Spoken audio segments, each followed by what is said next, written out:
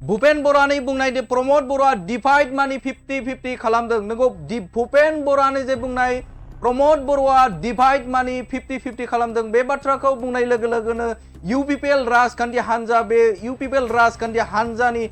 सुबुंफोरा बे समाव गोबां रिएक्शन खालामनायखौ नुनो मोनदों दिनैबो इउपिपिएल राजखान्थि हान्जानि गाहाय नेहाथारि राजु नार्जारिया भुपेन बरानि हेंथायै भुपेन बरानि बेरेखायै मोनसे खौरां मेल खालामनायखौ नुनो मोनदों भुपेन बर बिथां आसो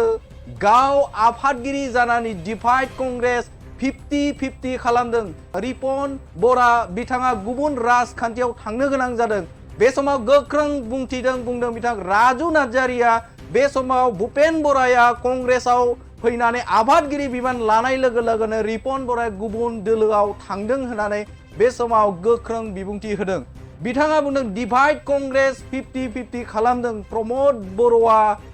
नङा डिभाइड कंग्रेस 50-50 खालामदों नाथाय प्रमोद बरआ नङा होननानै बे समाव गोख्रों बुंथि बुंदों भुपेन बरा बिथाङा प्रमोद बरनि सेराव थाबैनो निमाहा बिनो नांगौ होननानै बे समाव राजु नार्जारि बे राजु नार्जारिया बे समाव गोख्रों बिबुंथि होनायखौ जों नुनो मोनदों बे समाव गोख्रों बुंथि राजु नार्जारिया बुंदों सिं सिं कंग्रेस आरो बीपीएफ एलायन्स दं बे समाव बिथाङा गोख्रों बाथ्रा बुंदों जे सिं सिं कंग्रेस आरो बीपीएफ राजखान्थि हान्जाया मोन्नैबो एलायन्स दं होननानै बिथाङा बे समाव बुंदों हादराव जेरै नरेन्द्र मदिया थारमिना हादराव जेरै नरेन्द्र मदि हाथाव देश बासाव होननानै स्ल'गान कंग्रेसा होबाय दं थिग बेबायदिनो बिटिसि आवबो बे समाव हाग्रामा महिलारि बे हाग्रामा महिलारिया प्रमोद बर हाथाव बिटिसि बासाव होनानै एखे स्ल'गानखौनो बे समाव होदों होननानै राजु नार्जारि बे राजु नार्जारिया गोख्रों बुंथिखौ बुंनायखौ जों नुनो मोनदों बे समाव इउपिपिएल राजखान्थि हान्जानि बिथां राजु नार्जारिया मा बुंदों नोंथांमोननो बे समाव बड'लेण्ड बुब्लिया लाबोगोन बे समाव सान हर गोरिबनिफ्राय दोहोनिसिम बिथाङा बुंबावदों राजु नार्जारिया बुंदों सान हर दोहोनिनिफ्राय गोरिबसिम गोरिब थाखोनि रायजो राजाफोराबो बिटिसिनि सेक्रेटारियेट बे सेक्रेटारियेटआव फैनानै बाहागो लानो हायो होननानै बिथां बुंदों मावखुलियाव सान हर फैयो होननानै बे समाव राजु नार्जारिया बिथाङा बुंदों बिथांमोना गोहोआव फैगौ 20निफ्राय 25 बोसोर फैगोन सानना जेबो लाब गैयाबो होननानै राजु नार्जारिया बुंदों नंगौ बीपीएफ राजखान्थि हान्जाखौ बिथाङा बुंदों बीपीएफ आरो कंग्रेस एलायन्स जानानै सरकाराव फैनो थाखाय नाजाब्लाबो 20-25 बोसोर साननानै बा 20-25 बोसोर जेबो साननांगौ बाथ्रा गैया होननानै बिथाङा बुंदों जे 20-25 बोसोर जे बीपीएफ राजखान्थि हान्जाया बिटिसिआव सरकार खुंनो हाया होननानै बे समाव राजु नार्जारिया गोख्रों बाथ्राखौ बुंनायखौ जों नुनो मोनदों बे समाव नोंथांमोननो राजु नार्जारिया मा बुंदों बे समाव बड'लेण्ड बुब्लिया लाबोदों दाखालिसो जोंनि आसाम प्रदेश कंग्रेस पार्टीनि प्रेसिडेन्ट आफादगिरि भुपेन बरा बिथाङा जोंनि क'क्राझाराव गिबि खेबनि थाखाय फैनानै आगोलावथ' फैफेराखैमोन बिथाङा फैनानै जोबोद मोनसे अबजेक्शनेबल खोथा बुंनानै थांदों बिथाङा बुंदों जे जोंनि इउपिपिएलनि आफादगिरि लोगोसे जोंनि बिटिआर गभर्नमेन्टनि चिफ सार प्रमोद बर बिथाङा डिभाइड मानि 50-50 खालामदों होननानै बिथाङा खुनुदिन बर' आन्दलननि जारिमिनखौ मिथिफेरा बिथाङा बर' ओनसोलाव फैफेराखैबो क'क्राझारावबो फैफेराखै गिबि खेबनि थाखाय फैनानै इसेबां अबजेक्शनेबल खोथा बुंलांनाया बिथांखौ जोङो दिनैहाय धिक्कार होदों बिथांखौ निमाहा बिनो थाखाय जों खावलायदों आरो दिनैहाय बिथांनि एगेन्स्टैहाय मोनसे लिगेल नटिसबो हरनाय जाबाय आरो इयुनाव बिथाङा बेफोर बाथ्राखौ बुंबाय थायोबा आरो जोंनि लिगेल नटिसनि मोजां रेसपन्स होनो हायाबा बिथांखौ जों गिदिर मोनसे डिफेमेशन केस होनो थांगासिनो दं बिथाङा गावनो कंग्रेस आसाम प्रदेश कंग्रेस कमिटिनि आफादगिरि जाग्रोमोना डिभाइड कंग्रेस 50-50 बिथाङा खालामफैबाय बिथाङा प्रेसिडेन्ट जाफैग्रोमोना आगोलनि जे प्रेसिडेन्ट रिपुन बरा बिथाङा कंग्रेस पार्टीखौ गाज्रि मोननानै दिनै तृणमूल कंग्रेसाव थांबाय रिपुन बरा बिथाङा गतिके बिथाङा आसाम प्रदेश कंग्रेस कमिटिखौहाय डिभाइड 50-50 बिथाङासो खालामदों कंग्रेसखौहाय गतिके गावनि पलिसिखौहायनो दिनै गोसोआव लानानै बिथाङा बाव डिभाइड मानि 50-50 बुंफैनाया जोबोद मिनिथाव जादों आरो बिथाङा जोबोद सोंखारि जाथाव जादों ओंखायनो बिथांखौ दिनै जोङो कन्डेम खालामदों आरो बिथांखौ जोंनि मानगोनां इउपिपिएलनि आफादगिरि प्रमोद बर सारनाव जोङो निमाहा बिनो थाखाय खावलायदों बेजों लोगोसे बिथां रिपुन जोंहा मा नाम बेना भुपेन बरा बिथाङा बुंनायनि उनावनो जोंनि BPFनि आफादगिरि हाग्रामा महिलारि बिथां BPFनि MLA बिथां रबिराम नार्जारि मोनाबो दिनै बे एखे सुरैनो खोथा बुंनो नागिरदों। गारि सिङाव थाखा लादों, थाखा सानग्रा मेसिन दं, बेबायदि होननानै बिथांमोना बुंनो नागिरदों। गतिके बिथांमोना सिंजों सिं कंग्रेस आरो BPFआ जे एलायन्स दङ। थांनाय आसाम एसेम्ब्लिनि इलेक्सनाव बिथांमोना महाजोट होननानै बिथाङा कंग्रेस, AIUDF आरो BPF बिथांमोना जयै जे गेलेदोंमोन, गेलेनानै जेरावबो जेनलाजोबनानै दिनैबो बिथांमोना जे पलिसिखौ सिं लादों जे BPF आरो कंग्रेस जयैनो फैगौ MP इलेक्सनखौ बिथांमोना गेलेनो नागिरदों, लकसभा इलेक्सनखौ गेलेनो नागिरदों। बे गेलेनायाव कंग्रेस आरो BPFआ फेल जे जानो थांगासिनो दं, बिथांमोना जे गाज्रियै जेननो थांगासिनो दं, बियो रोखा जाबाय। आरो दिनै कंग्रेसनि जे स्ल'गान गिबियाव बिथांमोना कपि खालामनानै लाबोदोंमोन, जेरैहाय कंग्रेसआ बुंदोंमोन जे नरेन्द्र मदि हाटाव देश बासाव होननानै बुंदोंमोन। थिग बेबायदिनो हाग्रामा महिलारिया फैनानै प्रमद बर' हाटाव BTC बासाव होनफैबाय। दिनैहाय जोंना भुपेन बरा बिथाङा डिभाइड मानि 50-50 होनफैग्रोमोना दिनै नार्जारियाबो बे खोथाखौनो होनगासिनो दङ। रबिराम नार्जारियाबो बे बाथ्राखौनो सुर बोनानै बुंदों। कंग्रेसनि आगानाव आगान होफानानै बिथांमोना गिदिर मोनसे मिस्टेक खालामनो थांगासिनो दङ, बिथांमोना गोरोन्थि खालामनो थांगासिनो दङ।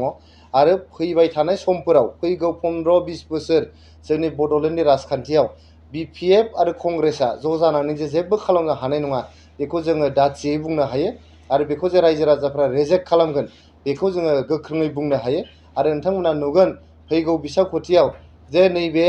डिभाइड मानि 50-50 होनायनि थाखाय जोंनि बड'लेण्ड ओनसोलनि नोगोरारिफ्रा बिथांमोनखौ गिदिर मोनसे बिथांमोनखौ साजा होनो थांगासिनो दङ। बियो कंग्रेसखौनो जा आरो BPFखौनो जा। आरो बिथांमोना दिनै कंग्रेसजों सिंजों सिं आखाइ हमलायनानै मानसिफोरखौ मिथिया नंदों, जोंखौ मिथिया नंदों। जों गासिबो मिथिजोबखाबाय। थांनाय बारावबो बिथांमोना एखेलगे इलेक्सन गेलेदोंमोन आरो फैगोन बारावबो सिंजों सिं जा बा अपेनलि जा बिथांमोना कंग्रेस आरो BPF एलायन्स खालामनानै बिथांमोना जे गेलेनो थांगासिनो दं। कंग्रेस, बदरुद्दिन आजमलनि पार्टी आरो हाग्रामा महिलारिनि BPF पार्टी बिथांमोना ज' जानानै इलेक्सन गेलेनो थांगासिनो दङ। आरो गाज्रियै जोंनि बड'लेण्डनि रायजो राजाफ्रा बिसोरनो फिननाय होगोन आरो बिथांमोना जे गाज्रियै जेनगोन, बियो रोखा जाबाय। जेसेबां दिन बिथांमोना जोंनि प्रमद बर' सारखौ बखिगोन, जाय प्रमद बर' सारा जोंनि BTR सरकाराव 2.5 बोसोर जानायावनो खुनु नर्थ इस्टार्न स्टेटआव गावनिनो फ्लेगशिप स्किम गैया। खुनु भारतबर्षआव 29टा अट'नमास काउन्सिल दं। 29टा अट'नमास काउन्सिलाव जेरावबो गावनिनो फ्लेगशिप स्किम गैया। जोंहा दिनै 2.5 बोसोराव प्रमद बर' सारनि दैदेननायाव 15टा फ्लेगशिप स्किम जाबाय। जेरैहाय माइनाव सोरां बिथांखि, जायनि गेजेरजों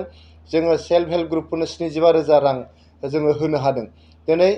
अनसाय बिथांखि, जायनि गेजेरजों फिसा आइजो फालांगिफोरनो 5,000 रां होनो हादों। गियान सोरां बिथांखिजों जोंनि गरिब दुखिया न'खरनि फरायसाफोरनो 5,000 रां खरि होनो हादों। बेजों लोगोसे जोंनि बड'फा सुपार 50 मिशननि गेजेरजों जोंनि UPSCनि थाखाय, APSCनि थाखाय, इन्जिनियारिं आरो मेडिकेलनि थाखाय खुनु खरस खालामालासिनो, खुनु रां बाहायालासिनो 50 साफोरनो जोङो कचिं होनो जे हादों। सरकारनि खरसनि गेजेरजोंनो खुनु फरायसाया बावहाय जेबो थाइसेबो गारनाङा, सरकारानो बेखौ गासिबो बहन खालामजोबो। बेबायदिनो जों गासै 15टा मिशन जोङो लन्च खालामनो हादों। रिसेन्टलि नोंथांमोना नुदों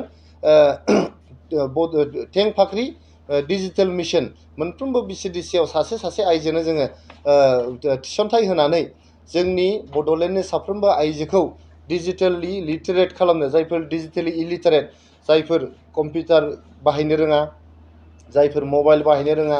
जायफोर गुगोल सार्च खालामनो रोङा, जायफोर स्केन खालामनो रोङा, जायफोर वेदार नायनो रोङा, बोथोर नायनो रोङा, बेफोर आइजोफोरखौ जोङो इन्टारनेटखौ फोरोंनो थाखाय, कम्पिउटार फोरोंनो थाखाय जोङो टें फाख्रि डिजिटेल मिशनखौ लन्च खालामनाय जाबाय। आरो मोनफ्रोमबो BCDCआव सासे आइजोनो थिसनथाइ होनो हागोन जोङो। बेबायदिनो 15टा फ्लेगशिप मिशन जों होनो हाबाय। बे फ्लेगशिप स्किम्सफ्राव थाइसे आथाना करापसन खालामनायनि खुनु सुजुग सुबिदा गैया। जेरै जोंहा जे माइनाव सोरां बिथांखि दङ, माइनाव सोरां बिथांखियाव 75,000 जे जोङो चेकजों होदों, बे चेकआ डाइरेक्ट सेल्फ हेल्प ग्रुपफोरनि एकाउन्टआव ट्रेन्सफार जादों। दिनैहाय जोङो अनसाय बिथांखि होदों, अनसाय बिथांखिखौ चेकनि दारै डाइरेक्ट ट्रेन्सफार खालामना होदों जोङो बेनिफिसियारिनि एकाउन्टआव। गियान सोरां बिथांखियाबो बेबायदिनो 5,000 रांनि चेक डाइरेक्ट जोंनि सरकारनि एकाउन्टनिफ्राय बेनिफिसियारिनि एकाउन्टआव ट्रान्सफार जायो बेवहाय खुनु सरकारा थाइसेबो लानायनि खुनु स्क'पआनो गैया बेफोर खेथ्रआव जोङो जोंनि मानगोनां हाग्रामा महिलारि बिथाङा करापसन जादों होननानै माबोरै बुंनो हायो जोंना रबिनाथ नार्जारि बिथाङा गारि सिङाव फैसा लादों थाखा लादों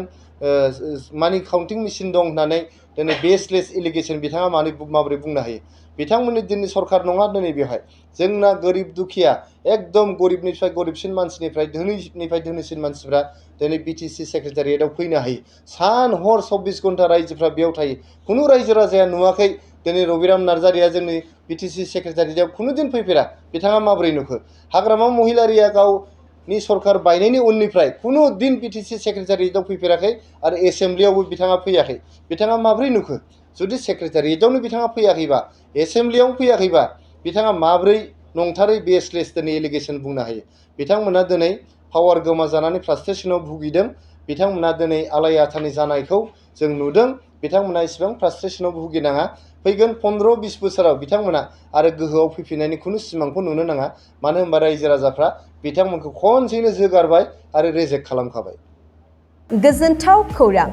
बाजाज बाइक सालायनो मोजां मोनग्राफोरनि थाखाय गोजोनथाव खौरां दावहारु अट' एजेन्सिया बाजाज बाइक सालायनो मोजां मोनग्रा रायजो राजाफोरनो होगासिनो दं इन्डिपेन्डेन्ट डेनि थाखाय ल' डाउन पेमेन्ट आरो इजि एक्सचेन्ज अफार 1 आगस्तनिफ्राय 15 आगस्तसिम होगासिनो दं क'क्राझार दावहारु अट' एजेन्सिया आरो क'क्राझार जिल्लानि सिङाव थानाय काराइगाव दतमा आरो बडगावआवबो 3 आगस्टआव फेस्टिभ आउटलेट गोदानै बेखेवनो थांगासिनो दावहारु अट' एजेन्सि बे गोदानै बेखेवनाय ब्रान्च श'रुमआवबो ल' डाउन पेमेन्ट आरो इजि एक्सचेन्ज अफार लानो हागोन बाइक सालायनायाव हमनो थाखाय हेलमेट बेसेन लायालासे बाइगिरिया मोननो हागोन आरो सीट कभार्स बेनि अनगायैबो जाय फाइनेन्स लागोन बिथाङा खम डाउन पेमेन्ट होनानै लानो हागोन बायग्रा ग्राहक सुबुंफ्रा दावहारु अट' एजेन्सियाव बाजाज बाइकखौ बायनो सानोब्ला नैबे मबाइल नम्बर 8822018193 आरो 600003991187 आव थोंजों फोनांजाब खालामनो हागोन